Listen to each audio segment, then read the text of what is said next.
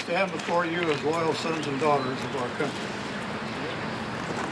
to honor our heroes, grant the wisdom and grace to our military and political leaders, and have the awesome task to use our military might wisely and without undue risk to our young people.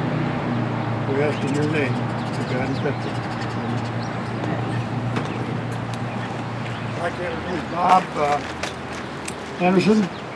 He's a past state commander and our own post. So here he is. Thank you, Neil. Well, I'm glad to see everybody here, and I sure appreciate them showing up. I'm supposed to be the main speaker today. I didn't memorize this, but I'll try my best. Can't hear you. Can't hear. United they stood, and united they sacrificed. 6th, the world will observe the 75th anniversary of the Normandy invasion. American Legion National Commander Brett Restad will lead a delegation to the sandy shores of France, paying respects to the thousands of Allied heroes who gave their lives to liberate a continent. Labels that we hurl today, like Democrat, Republican, red state, blue state, matter little when facing mines and machine gun fire while charging a beach. Politics are irrelevant to a family that hears the words, "We regret to inform you." In fact, Joanne Steen, a behavioral health counselor and Gold Star widow, recently wrote a book with the same name, "We regret to inform you."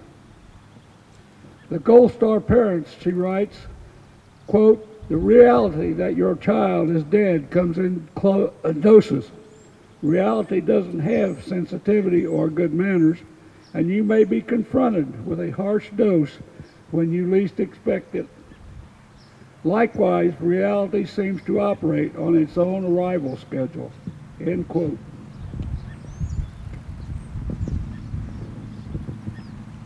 When one witnesses the actual reality of heroes dying, it is easy to mistake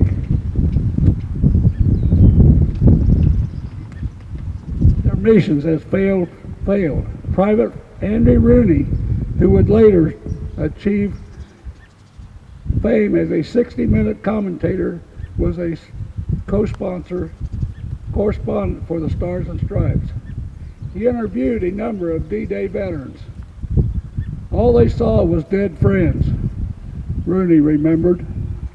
Guys drowning in the water and dead people around them. And back in London headquarters, they were calling it a great victory, a great success. It don't look like a success to the guys who were fighting it, but it turned out it wasn't, in fact, a success.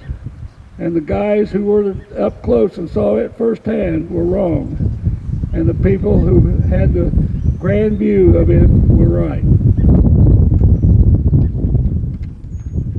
We continue to lose heroes every day. In places like Afghanistan, Iraq, Syria, and military training accidents and missions around the world. Some were only teenagers, and many were just in their 20s. Regardless of their age, to their families, they are forever young and healthy and strong.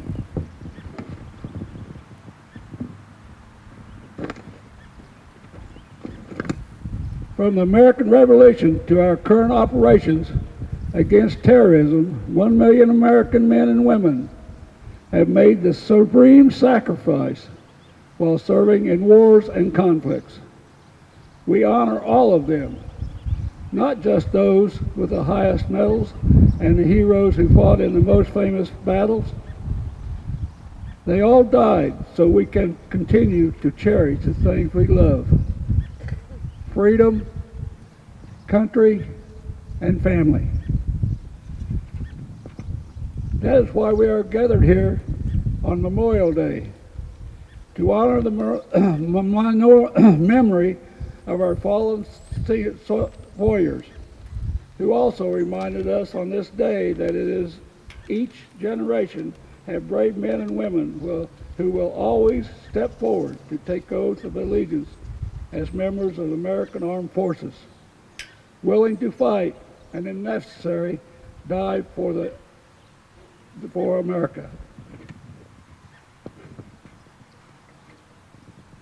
As Legionnaires, we are pledged through the preamble of our organization's constitution to preserve the memories and instances of our associations in great wars. This solemn promise is on the back of each American Legion membership card. Yet we do not remember our fallen brothers and sisters in arms because of an added or obligatory ritual. We do so because we want to. And we want to be there for their families long after the battlefield guns have been silenced and the bombs quit exploding. The children of our fallen warriors will still be missing a parent. Spouses will continue to miss their life partners. Parents will have stopped grieving for their heroic sons and daughters that died way too early.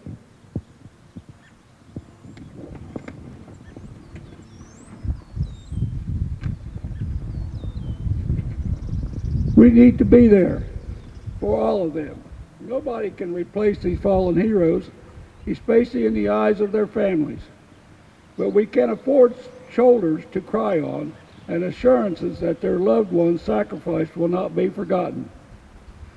Maybe we can contribute in ways such as handling a car repair, babysitting or mowing a Gold Star family's lawn. We cannot bring back the departed, but we can honor their sacrifice by caring for those whom they love the most. As Americans, we should all remember that freedom isn't free. It's only possible because our fallen heroes have paid their highest price. A price paid which enables us to have ceremonies and observances like this in communities across the great country.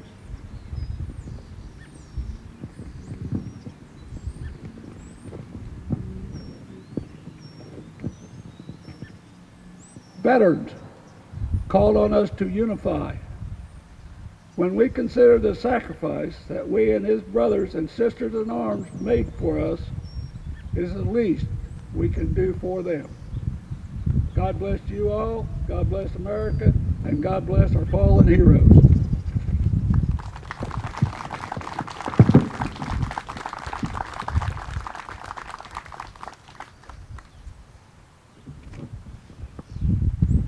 I'd like to mention we have a couple of World War II veterans, and maybe more. Jim is one, and you, sir, are another one. Is that man back there World War II veteran?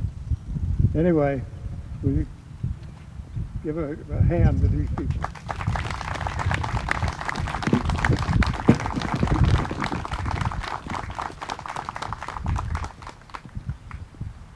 All right, firing squad, prepare to honor our fallen heroes.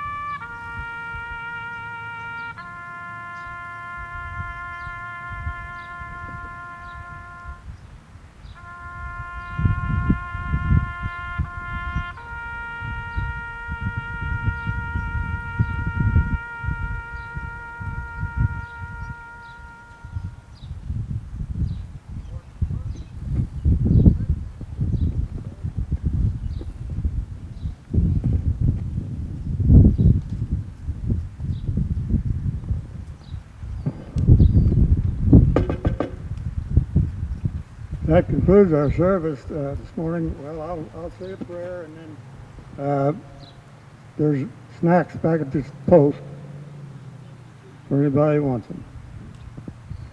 Uncover, please.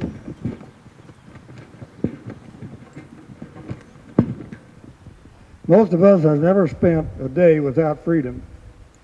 Father, as we depart this hallowed ground, keep us ever mindful of the cost of that freedom. Hold our troops in the palm of your hand. Protect them as they protect us. Bless the families, for they too suffer. For God and country, amen.